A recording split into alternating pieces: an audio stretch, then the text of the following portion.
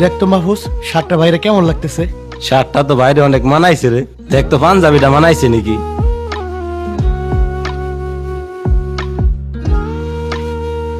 তো জামা কাপড় আমার গায়ে দিতেছিস কে? এইগুলো আমরা তোমার জন্যই কিনছি। আমার জন্য মানে? আমার তো সবই আছে। ভাই, তুমি কি ভাবছো? তুমি চুপ কইরা থাকবা আর আমরা কিছুই জানতে পারুম না? ভাই, টাকাটা রাখেন, নতুন একটা শার্ট কিনেন। যাক ভাই, আমিও তাহলে নতুন একটা শার্ট কিনতে পারো।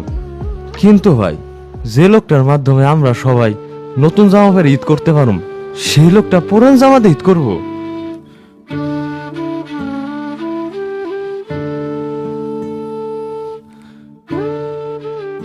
আমার তো সবই আছে, তোকে দের পারলে আমার খুশি। ভাই, তোমার যে কি আছে ওইটা আমরা জানি। লাস্ট 4টা ঈদ ধরে তুমি নতুন কিছুই কিনো না। সবই দে, তুমি না নিয়া আমাদের দাও, পরিবারে খুশি করো।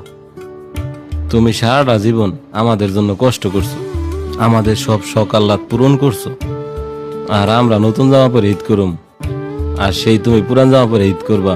এইটা তো হইতে পারে না। সবার পরিবারেই এমন একজন মানুষ থাকে যিনি নিজের সকালাত ভুলে গিয়ে পরিবারের মানুষকে খুশি রাখতে ব্যস্ত থাকে।